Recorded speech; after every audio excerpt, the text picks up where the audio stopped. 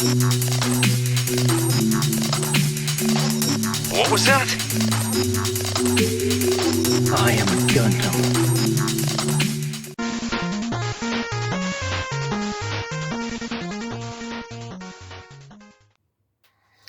What's up everybody, GundamFan, welcome back to the channel.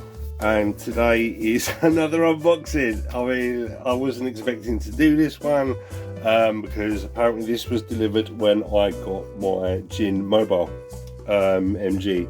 But as you can see, it's in a bit of a mess and it's really soggy because the postal guy decided to not ring the doorbell or knock on the door to signify that he was there delivering the parcel. He just lobbed it over the gate, which is adjacent to the house and there's an alleyway that runs along to the back garden.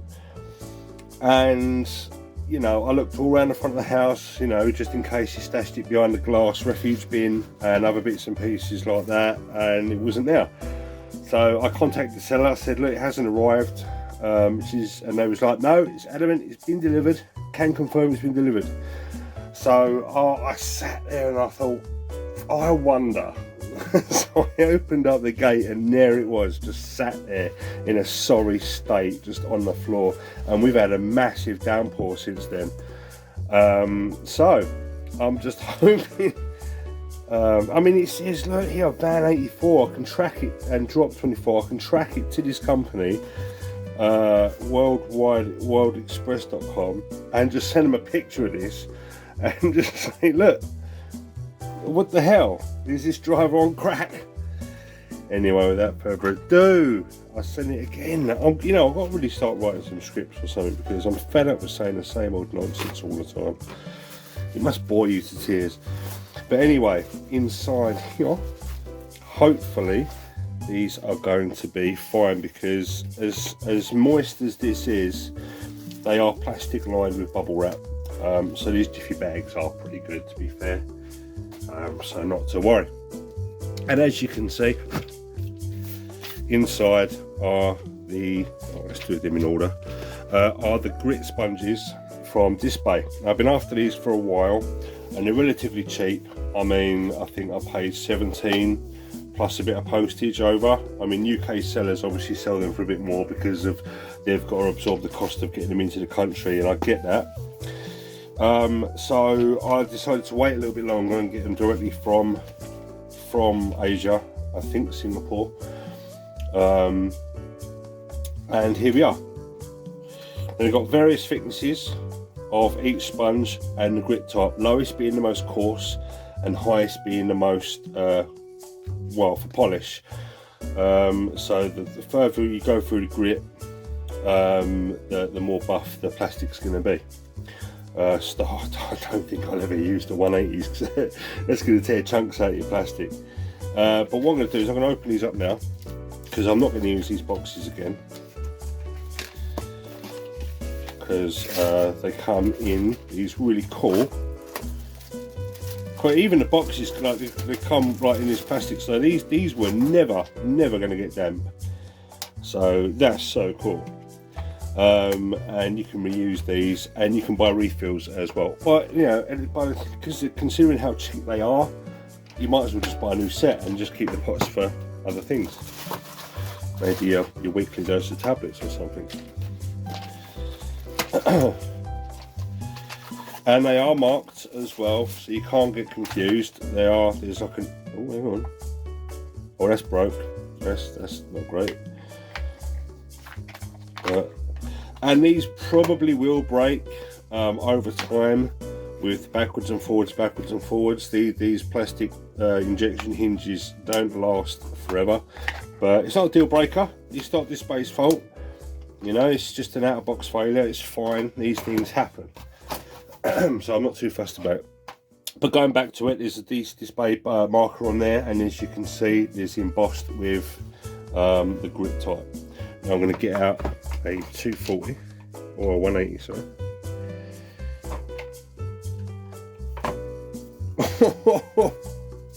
That's like proper sandpaper. I mean, if you are using sort of putties and stuff like that, and you're making dioramas, for example, and you want to sand a really coarse up a bit of putty, obviously these sponges are going to really get that how you want it. But I certainly wouldn't recommend ever using 180s for nub removal or anything like that, because you can really damage the plastic.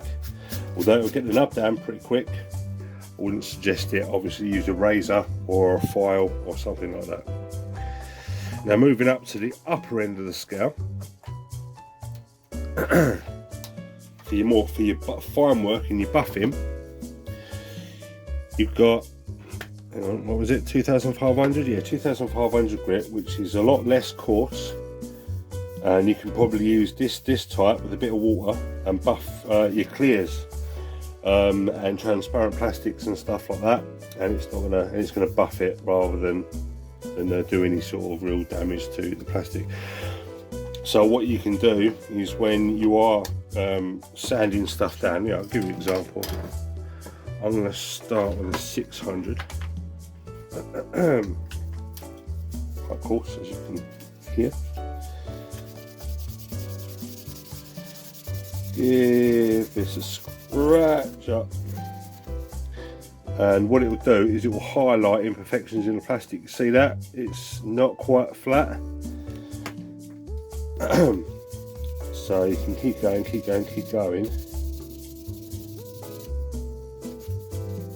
until you're satisfied.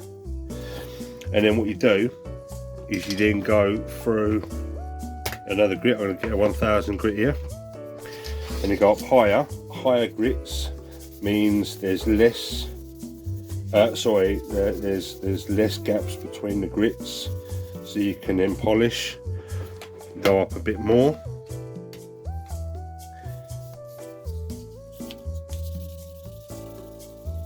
So you can hear it almost buffing rather than scratching.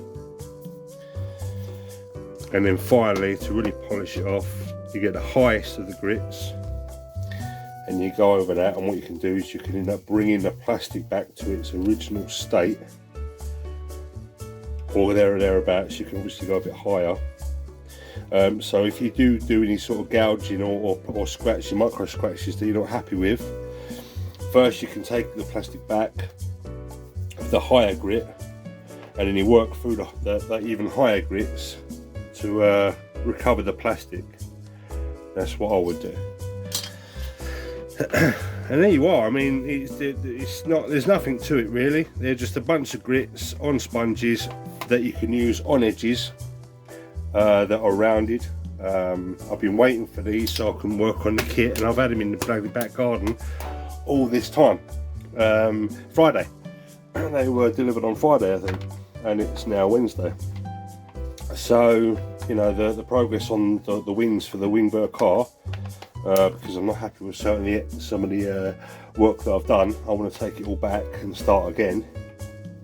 These are going to be essential for the smooth edges, because you can't really use like sanding light blocks or files, because there's loads of curved edges. I don't think there's any straight real edges on, maybe on the feathers, but I digress. These sponges are going to be essential to flatten some of the acrylic that I put on.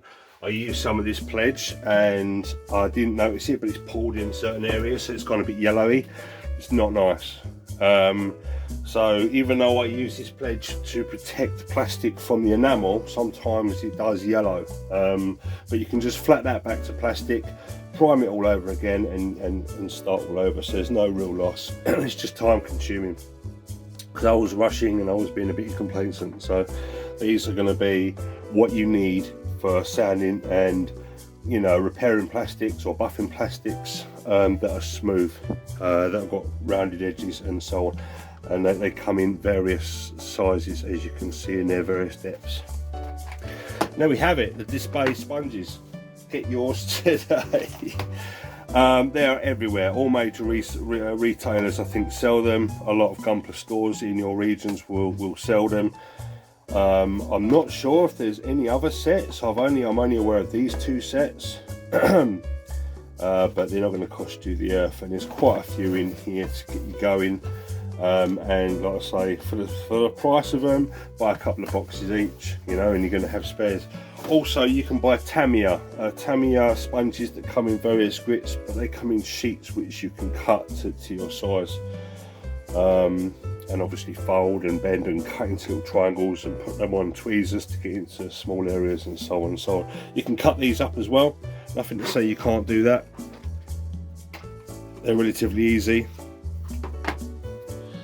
They're just like a foam, and you just cut the bit off that you want, use tweezers or pliers or whatever to grip it, and you can get into areas and recesses and stuff like that.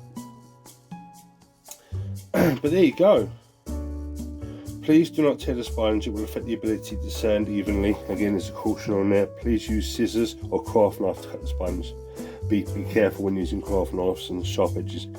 If the sponge is damaged or it's lost its sanding ability, please change to a new piece of sponge, obviously, because the grit does get filled. I mean, you can bring back the grits by like using some sort of rubbing alcohol or tape on the actual grit itself to get all like the little bits of plastic particles out of the grit, and you can sort of revive the grit. Again, if you're not into all that sort of, you know, getting every ounce of life out of your stuff, just buy another kit. They're cheap, and you'll be doing this a favour. They're a great company, I love their tools. I'll leave a link in the description below of the company if you're not aware, but I'm pretty sure everyone that watches the video is aware of these guys. And there we go, that's it, it's another video. I am now going to be doing work on the wings. Yep. Once I'm happy with the wings and I'm doing a little bit more prep and stuff like that, I can sort of work on these. I'm still not done the shield. I mean, I've done a few bits and pieces. I mean, I've primed these, I need to paint these. This is all done, that's all done. There's some hands in there. That green piece is done. The Buster rifles and some of the shields, this all needs detailing and finishing and priming, and you know, I just need to work on that. I've just been so hung up on these because these have been holding me back. I've sort of taken a step back from any progress, and not only that, with work and some health issues, sort of hindered. So I've been sort of relying on unboxings and stuff for content for you guys. So I do apologise in the halt in progress. Here's a barbatos. See you later, guys. Have a good one. Be safe. If you got this far, I really appreciate a like, a thumbs up, a subscribe. It would be great. Great for the channel. And like always, I will see you in the next one. Bye.